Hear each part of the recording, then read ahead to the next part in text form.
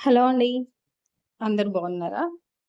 ఈరోజు ఈ వీడియోలో మనం చెప్పుకోబోయే మెయిన్ స్టోరీ ఏంటంటే, వాళ్ళ ఇంటికి వాళ్ళ మరదలు వచ్చింది.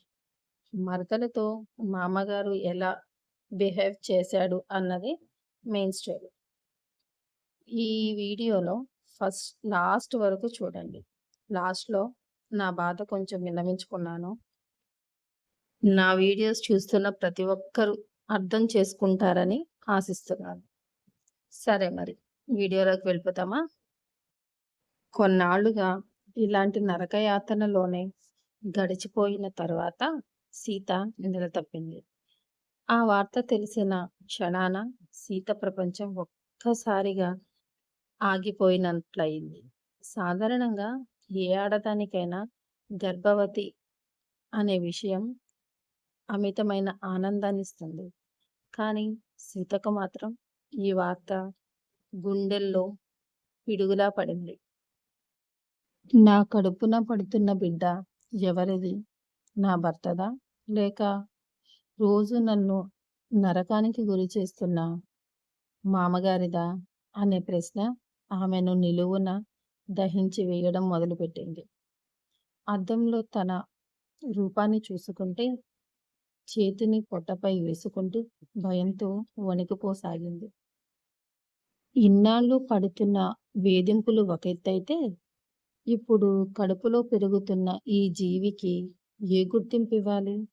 సమాజానికి, ముఖ్యంగా తన అమాయకపు భర్తకి ఏమని సమాధానం చెప్పాలి? మరోవైపు మామగారి ముఖంలో ఆ వార్త వినగానే క్రూరమైన గర్వం, గెలుపు, నవ్వు స్పష్టంగా కనిపిస్తున్నాయి.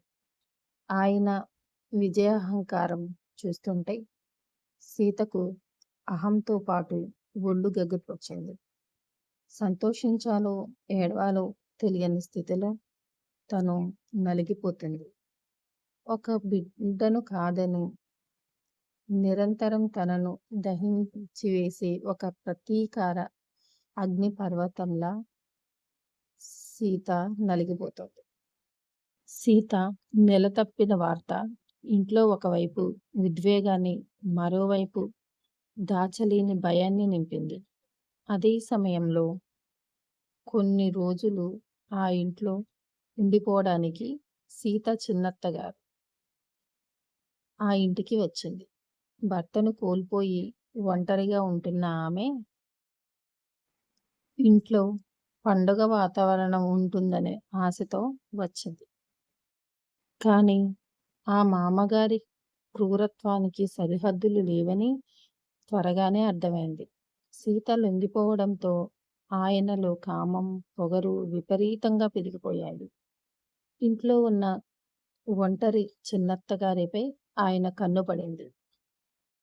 ఒకనాడు అర్ధరాత్రి వేళ చిన్నత్తగారు ఒంటరిగా ఉన్న సమయానికి ఆసరాగా చేసుకుని ఆమె గదిలోకి వెళ్ళాడు. ఆమె భయపడి కేకలు వేస్తుంటే ఆమె కుటుంబ బలహీనతలను, ఆర్థిక ఇబ్బందులను, సమాజంలో ఆమెకున్న ఒంటరితనాన్ని వాడుకొని తీవ్రంగా బెదిరించాడు. నోరెత్తావో నీకున్న కాస్త పరువు పోతుంది. ఈ వయసులో నిన్ను సమాజం ఎలా చూస్తుందో తెలుసుగా అంటూ ఆయన నీచంగా బెదిరించాడు.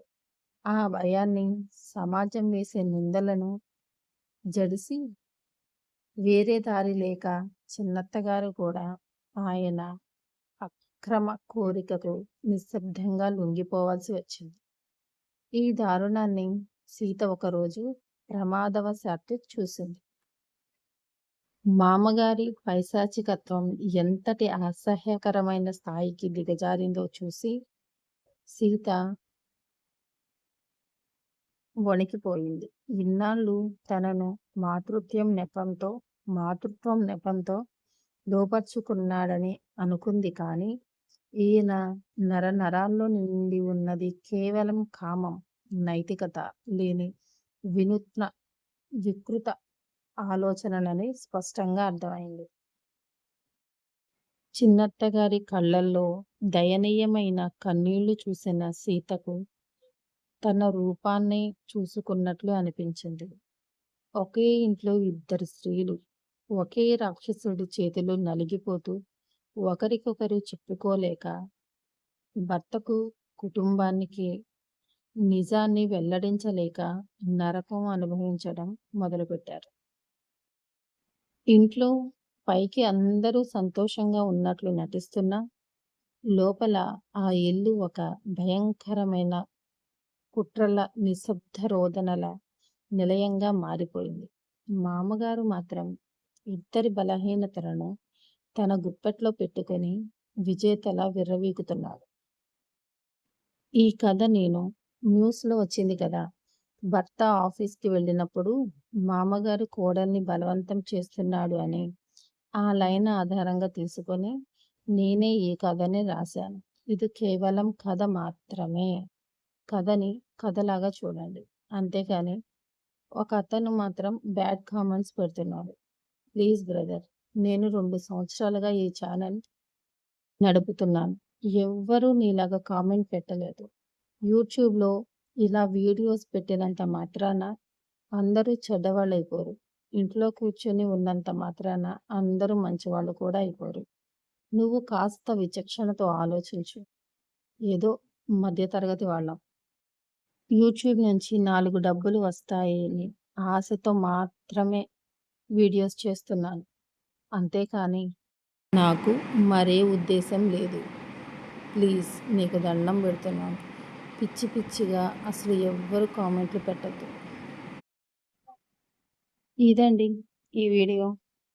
చూసిన ప్రతి ఒక్కరు లైక్ చేయండి, సబ్స్క్రైబ్ చేయండి.